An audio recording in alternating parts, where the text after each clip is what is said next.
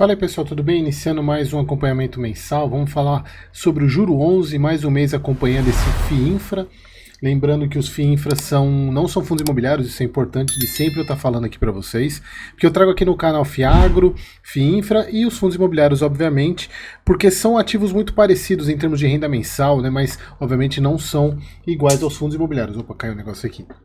Então, trazer o Juro 11, que é mais um, já estou acompanhando ele há uns 4, 5 meses com vocês aqui. E nesse vídeo aqui, como eu gosto, além de trazer a análise do relatório gerencial, trazer algum complemento para vocês, eu vou mostrar para vocês, como vocês viram na thumb, como é que a gente vê essa questão da taxa do spread comprimido. Vocês devem ter visto isso muito em FIINFRA, principalmente por causa das debêntures, né, essa questão de compressão do spread, e aí eu vou explicar para vocês na prática o que isso significa, tá? O que o spread comprimido significa. Mas vamos lá para o relatório gerencial. Então aqui a gente está falando do Juro 11, né, que é o FIINFRA da Sparta, relatório agora de fevereiro de 24. Então, pessoal, lembrando que um FIINFRA, para quem ainda não é o primeiro vídeo que está acompanhando aqui no canal sobre essa classe de ativo, ele é um ativo com total isenção de IR. O que isso significa, Eric? Lembra, os fundos imobiliários, eles têm isenção nos rendimentos, isenção total, né, nos rendimentos, então você recebe os rendimentos, você não tem tributação, mas se você vende uma cota com lucro, você vai pagar 20% sobre esse lucro. No caso dos FIINFRA, não, eles não pagam, você não tem tributação nem sobre os rendimentos e nem sobre o ganho de capital, por isso que a gente chama de total isenção de IR. E aí isso é uma grande vantagem para esse tipo de ativo, né? Porque ele investe nas debêntures incentivadas, que são debêntures de infraestrutura. Então a própria legislação, ela permite que quando se subsidia setores como infraestrutura, basicamente infraestrutura, né, parte de geração de energia, saneamento, você tem essa isenção até para poder movimentar o setor, tá? Então precisa ser desses setores para ela ser incentivada. Então, pessoal, como a gente pode ver aqui, o fundo continua pagando R$1, ele estava pagando em 50, voltou a pagar R$1, isso ele explicou no relatório do mês passado, e a gente vai falar um pouco sobre isso, porque nesse mês aqui, ele já coloca uma perspectiva que pode ser que volte a aumentar a distribuição do rendimento do Juro 11. Dividend yield altíssimo, 15,3%. Aqui que está a grande questão, pessoal, que de fato, eu ainda acho que ele está caro. Eu estou esperando uma janela para ele abrir para poder comprar, porque FIINFRA, pessoal, é como fundo de papel. É um fundo que tem dívida lá dentro, que são as debêntures. Então você pagar acima do valor patrimonial, acima do que vale, você está pagando mais caro na dívida que tem lá dentro. Então tem um limite, para mim ele está um pouco acima, embora seja um baita de um fundo, e o mercado entende isso. Foi um dos poucos, porque ele tem uma filosofia, pessoal, de não pagar rendimento se a cota de mercado estiver abaixo da cota patrimonial. E ele paga, e dificilmente ele ficou abaixo do valor patrimonial. Agora tem outros FIINFRAs que não tem essa prerrogativa, eles pagam menos abaixo do valor patrimonial, e isso é uma perda para o cotista. Tá? Então eu gosto muito dessa estratégia. Então a taxa de carrego dele IPCA mais 7, spread de crédito 1,6%, 39 mil cotistas, quase 40 mil cotistas. Bom, pessoal, aqui eles colocando que eles fizeram a última emissão, e a gente falou bastante sobre isso, eles praticamente terminaram a alocação dos recursos, o que consolida com o maior número de cotistas da Bolsa. E aí eles vão colocar, a gente vai falar um pouco sobre essa questão da regulamentação que teve no início do ano, exatamente o que gerou essa compressão de taxas. Então eles falam que eles zeraram posições da Jalles Machado e 3R e aumentaram a posição da CAGES e terminaram o mês com alocação maior em caixa, com o objetivo de realocar em ofertas primárias já mapeadas no começo do ano. Então quer dizer, eles reduziram a posição e aumentaram a posição na CAGES, mas a questão é que o balanço ficou negativo, ou seja, eles venderam mais do que compraram e aumentaram o caixa.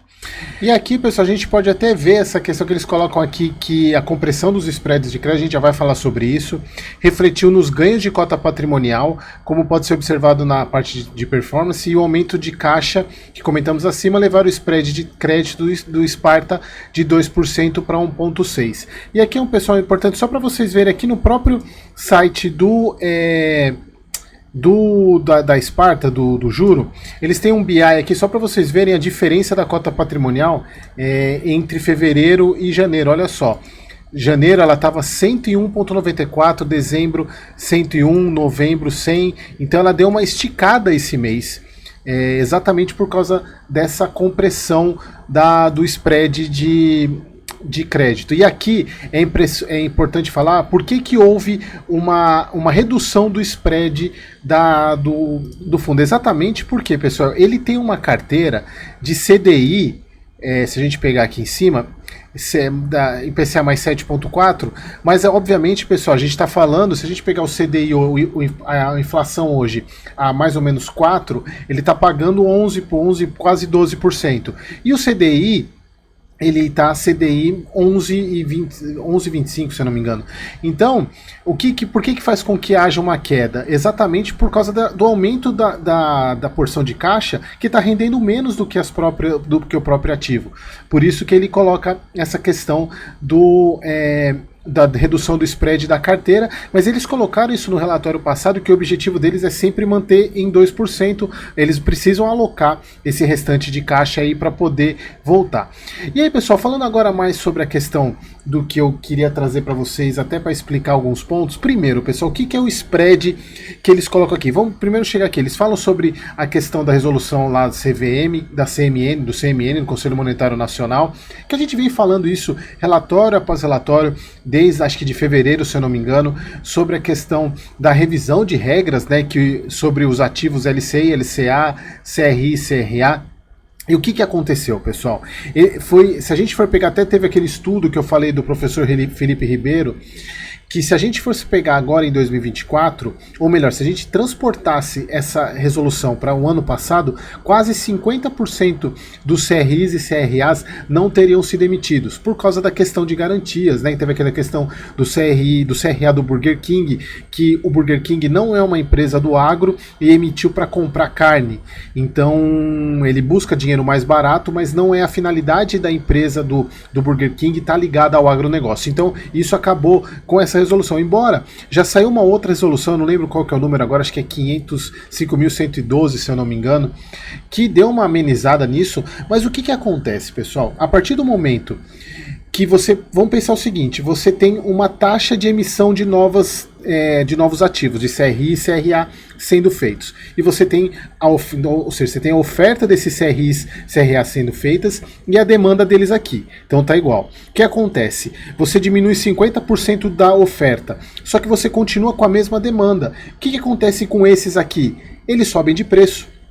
Então, isso significa o quê? Você tem menos quantidade, menos oferta de CRIs e CRAs no mercado, e isso faz com que a procura continue a mesma, a demanda continue a mesma. Então, a busca por isso, quando você tem uma oferta menor de um produto e uma demanda igual ou maior, o preço aumenta. Então foi isso que aconteceu para comprimir o spread. Então aí você fala, Eric, mas o que isso tem a ver? Você aumenta a procura por ativos de CRI e CRA, o que isso tem a ver com as debentures? A questão é que eles colocam aqui que apesar dessas resoluções não afetarem as debentures, o fato de você ter uma redução na oferta de CRI e CRA, o mercado vai buscar outras alternativas. E as debêntures incentivadas, por exemplo, são aquelas que não têm tem a mesma filosofia do CRI e CRA ser isentos de imposto de renda, então acabou que os investidores foram buscar esses ativos. Então você aumentou a procura pelas debêntures para uma mesma oferta que já tinha antes. Lembrando, você não teve redução da oferta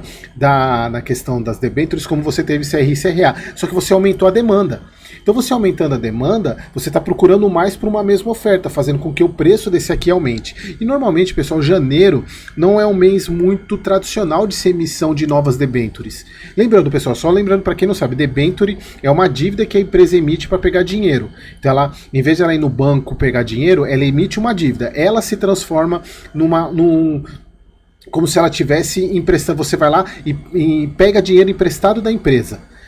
não, desculpa, você empresta dinheiro para a empresa, né? Então ela te remunera esse empréstimo com uma taxa, mas em vez de você ir no banco, você vai lá e pega o dinheiro com a empresa. E como você tem mais risco pegando com a empresa, o valor, obviamente, ela vai cobrar uma taxa maior. Por isso que normalmente, se você pegar a debenture e comparar com um título de banco, um CDB, por exemplo, de mesmo vencimento, você vai ter uma taxa maior na debenture porque é uma empresa e não um banco fazendo isso. Bom, só para ficar claro. Então, pessoal, quando a gente fala spread, o que é esse spread, como a gente está vendo aqui? O que é spread de crédito? Primeiro, vamos seguir. A gente tem uma debenture, por exemplo, IPCA mais 7. Se o título do Tesouro ele tem o mesmo vencimento que essa debenture e ele está pagando, por exemplo, IPCA mais 5, qual que é o spread entre uma e outra? 2%. Por quê? Você tem o título da debenture pagando IPCA mais 7 e o Tesouro pagando IPCA mais 5. Esse spread, que a gente chama também de prêmio de risco, é o quanto o investidor vai receber a mais por estar investindo num ativo mais arriscado que, por exemplo, do que o título do Tesouro. Então o spread é isso. E o que acontece? A gente está vendo desde lá de abril de 23 uma queda nesse spread, ou seja, você tem uma queda no prêmio de risco. Então, chegando a ponto de o spread estar praticamente 0,5%, ou seja, as debentures que estão sendo negociadas estão com um prêmio de 0,5% em relação ao Tesouro. Aí você pode estar perguntando, Eric, o porquê na prática, por que o valor da taxa caiu? Então, eu vou mostrar para vocês no Excel aqui para ficar muito mais claro. Vamos pensar o seguinte. Eu peguei um exemplo aqui para vocês entenderem como é que funciona essa questão do spread. Isso vale, pessoal, isso aqui é uma outra maneira de explicar marcação a mercado para vocês também. Vamos supor o seguinte, tem a debenture da empresa XPTO, ela emitiu uma debenture IPCA mais 7, IPCA mais 7%. Então vamos pensar o seguinte, essa aqui é a situação do IPO, da inicial. Ela emitiu R$1.000, o preço da debenture R$1.000, e ela tem, vamos supor que na época ela emitiu IPCA mais 7, tá? Deixa eu até colocar aqui que o juro real é 7, não é 6%. Deixa eu acertar aqui. Peraí, 102,80, agora tá certo. Então, pessoal, olha só, ela emitiu uma IPCA mais 7%. Aqui, ó, IPCA mais 7. Só que esse IPCA mais 4 é para mostrar para vocês o quanto que é o rendimento dessa debenture no ano. Aí vocês podem estar falando, Eric, o IPCA eu estou chutando aqui, tá, pessoal? Pegando um IPCA básico só para deixar redondo os números aqui. Aí você pode estar perguntando, Eric, por que no IPCA o rendimento não é 4 mais 7, que daria 12, e está dando 11,28? Porque é o seguinte, pessoal, aqui a gente está falando porque você tem que pensar o seguinte, não é o rendimento linear. Então a gente está falando da fórmula de Fisher, que foi um matemático, acho que é matemático. Ele fez essa fórmula, eu não vou entrar no detalhe da fórmula, tá, pessoal? Mas é mais para mostrar o seguinte, isso daqui tem até a fórmula aqui em cima que eu coloquei para vocês, porque é o seguinte, tem juro sobre juro. Então, não posso somar simplesmente duas taxas durante um ano, eu tenho que fazer juro sobre juro. Então, um título que tem IPCA, o IPCA estando 4% e ele pagando um juro real de 7%, ele vai ter um retorno não de 12%, mas de 11,28%, é sempre um pouquinho menos, tá? Então, porque, pensando, pessoal, quando eu falo juro sobre juro, a gente está falando que o IPCA, ele corrói o poder de compra, tá? Então, o cupom dessa debenture, ou seja, a taxa, os juros que você vai pagar, que a empresa vai te remunerar, vai ser 112,80 por ano. Que pode ser pago semestralmente, pode ser pago trimestralmente, eu estou supondo ao ano, tá? Então, você pegando R$1.000 no IPO, nessas condições de IPCA mais 7, supondo que o IPCA esteja 4%, você vai receber de juros desse empréstimo 112,80 por ano, tá? Aí vamos pensar o seguinte, essa debenture aqui, lembra, a gente teve lá a questão do CRI e CRAs, diminuiu a oferta desse ativo, então o mercado foi buscar outro ativo que tem isenção, eles foram nessas debentures, então isso aqui é simplesmente oferta e demanda. Então um produto que está sendo mais procurado, ele está custando R$1.000, eu tenho uma mesma oferta para uma maior demanda, ele vai aumentar de preço. Então, olha só, ele foi para 1.200. Olha o que acontece, porque o cupom, que são os juros que você vai receber do seu investimento, eles não mudam. Por quê? Isso aqui foi negociado lá no IPO. Então, para quem está investindo continuar recebendo 112,80, só que pagando mais caro no ativo, vai ter que render menos. Então, olha só, quando você tem um mercado secundário comprando essa debenture no IPO que custava R$ 1.000, pagando 1.200, para ele continuar recebendo 112,80 de cupom, ou seja, de juros lá no final do ano, o rendimento desses 1.200 não vai ser poder mais 11,28, vai ter que ser 9,40. Por quê? O IPCA não muda, o IPCA continua o mesmo. Já o juro real, que é o que vai alterar aqui, ele tem que diminuir. Então é isso que significa quando você tem uma maior procura para um ativo que se mantém com a mesma oferta, ele tende a subir. Você tem mais gente procurando, ele sobe. Só que para ele pagar a mesma coisa que ele pagaria na condição inicial, ele tem que reduzir os juros. E o inverso também é verdadeiro. Olha só, se a procura diminui e ele começa a reduzir de preço para atrair mais investidores. Olha o que acontece com a taxa. Para ele continuar pagando, se ele custando R$ 800, as pessoas só estão dispostas a pagar R$ 800 por essa debenture. Mas para ele pagar os 112,80 lá no final, o rendimento real dele tem que ser agora 14,10. E aí o juro real é 9,71. Entenderam, pessoal? Isso aqui é uma outra maneira de explicar a marcação a mercado. Se você tem uma situação, porque o cupom, lembra, o cupom isso vale para o título do Tesouro, tá, pessoal? Só que ele só vai pagar lá no vencimento. Então, esse valor não muda. O que vai mudar é o quanto que tem gente procurando ou vendendo esse ativo. E isso vai alterar completamente a taxa de juros. Obviamente tem todo um outro cenário, mas eu quero mostrar para vocês o que significa compressão. Então, o que aconteceu agora em janeiro? O valor das debêntures subiu, o valor delas subiu porque muito mais procura por esse ativo com uma emissão parada ou até redução, porque como eu falei para vocês, janeiro não é um mês de muita emissão. Então você tem uma maior procura, você sobe o preço das debêntures, reduz a taxa de juros. E aí foi o que aconteceu aqui. Olha só, a gente está vendo isso desde lá de abril, com uma grande volúpia agora em janeiro. Até justificando o aumento do valor patrimonial do fundo. Por quê? Pessoal, o que é o valor patrimonial? É a soma de valor de mercado das debêntures que ele tem lá dentro. Se as debêntures aumentaram de valor, lembra? Por que elas aumentaram de valor? Porque a taxa de juros caiu e a procura delas foi maior, então elas aumentaram. Então, se elas aumentaram, o valor patrimonial do fundo sobe.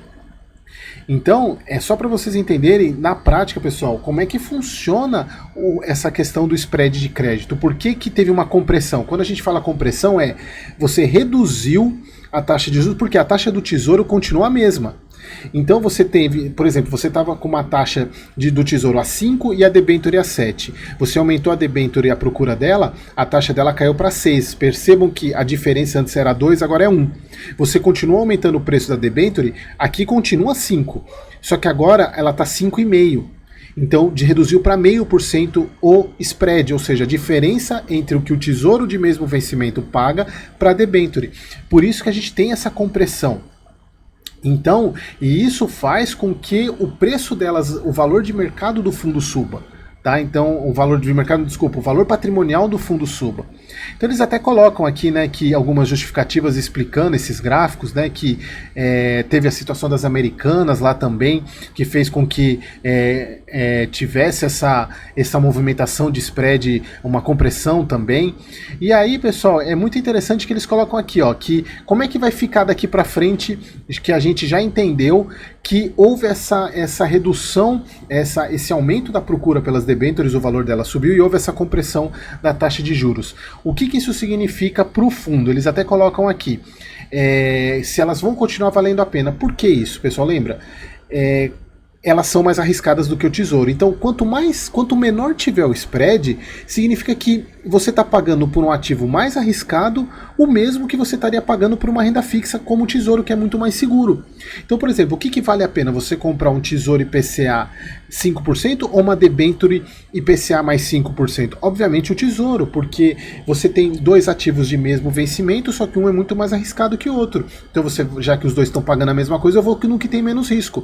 Então, eles colocam colocam aqui que ainda vai ter esse spread, que o risco, que o retorno vai diminuir, mas ainda vai continuar atrativo. Eles colocam aqui, ó, as debêntures incentivadas ainda valem a pena? Sim, no ano passado eram muito atrativas. Agora são atrativas, eles tiraram muito. Então, continuam sendo atrativas, entenderam? Então, e aqui, pessoal, um ponto importante, por quê? O fundo, como ele paga o valor acima do valor patrimonial, então você tendo um valor patrimonial acima, obviamente que a cota também tem que subir, né? E isso também pode trazer retornos bons para os cotistas do Juro 11. E aqui eles colocam aqui que para os próximos meses não esperamos compressão de spreads significativas na média. Ou seja, dificilmente vai ter essa compressão, pode ser que volte a aumentar um pouquinho, mas a gente ainda não sabe. E aí eles colocam aqui que como é que o fundo se comportou em janelas passadas. Eles falam que nos 8 primeiros meses de 22 os spreads ficaram estáveis na média no fundo e o fundo ganhou 4,2% com a marcação a mercado, ou seja, elas se valorizaram, as debêntures do fundo se valorizaram 4,2%. Eles colocam aqui que além disso, entre agosto de 22 e fevereiro de 24, pegando todo o período de expansão e posterior compressão nos spreads, o Sparta Infra ganhou 4,3% com a marcação a mercado no crédito. Ou seja, tivemos uma agregação de valor expressiva na gestão ativa. Você tem um seu dinheiro investido que está subindo de valor. Não necessariamente ele está te pagando mais, mas o seu patrimônio subiu, porque o valor dos ativos subiu também. Então eles colocam que temos expectativas positivas para o mercado primário, não nos surpreenderíamos com o volume recorde de emissões de debêntures incentivadas em 2024. É o que eles acreditam, eu não sei, eu duvido um pouco mais. E aí entrando no outro ponto que eu falei sobre a questão de dividendos, né, dos pagamentos, que eles colocam que eles pagaram R$1 por cota, né, que é o que eles pagaram no mês passado e pagaram esse, e a cota patrimonial depois do pagamento de dividendo ficou em 103,14. Lembrando, eles sempre pagam o valor acima do valor patrimonial, e isso eles consideram os R$100, né? Então, como ela está em 103,14, eles estão com 3,14 de reserva acumulada. Então, como eles colocam que a expectativa é manter R$1 ao longo do semestre, eles colocam que, como eles estão com essa reserva robusta de praticamente 3 meses de pagamento de rendimentos, eles colocam que estamos avaliando um valor incremental nos próximos meses. Então a gente pode ver aí, a gente consegue ver aqui que eles já chegaram a pagar quase 1,75. Mas olha só aqui, pessoal, aqui em março e aqui em abril, por causa disso, porque a diferença entre a cota patrimonial e os R$100 estava muito próxima. Eles não têm, quando a cota baixa de 100, eles não pagam. Então esse é um ponto que eles têm de parâmetro, né, que é importante, que é uma premissa que o fundo adotou. Então, mas mesmo assim, eles pagando R$1 por cota, o dividend yield deles está muito alto, 15,3, mas ainda eu acho caro, tá? Então aqui é a parte de rentabilidade. Pessoal, espero que tenha ficado clara essa explicação. Se vocês ficarem com alguma dúvida, escrevam aqui nos comentários, tá bom? O vídeo vai ficar um pouquinho grande, mas é mais para poder explicar para vocês isso. E aqui, pessoal, quando a gente vê a parte de atribuição de performance, a gente consegue ver nitidamente que a marcação de crédito subiu em 1,15, no 1,5, é muita coisa. Em 12 meses 7,9, então é bastante coisa, né? E se a gente pegar o retorno do desempenho total dele nos últimos 12 meses, 20%, porque basicamente a parte de marcação de crédito ajudou bastante nisso. Então aqui a parte de carteira dele, ele está com mais de quase 69 debêntures, né? Tem um pouco de renda fixa. E aqui a parte de composição, ele continua com maior porcentagem em geração de energia e saneamento. Acho que é o contrário do IFRA 11, o IFRA 11 é saneamento mais e geração de energia menos. Tá, pessoal, era isso que eu queria trazer para vocês. O vídeo ficou um pouquinho longo, mas era mais para explicar essa questão de spread, porque eu vou usar bastante nos vídeos quando eu estiver falando principalmente sobre FII Infra, nessa questão de praticamente todos passaram por isso, e aí eu vou até pedir para vocês voltarem nesse vídeo para quem não entendeu o que é a compressão no spread de crédito, tá bom? Espero vocês no próximo vídeo.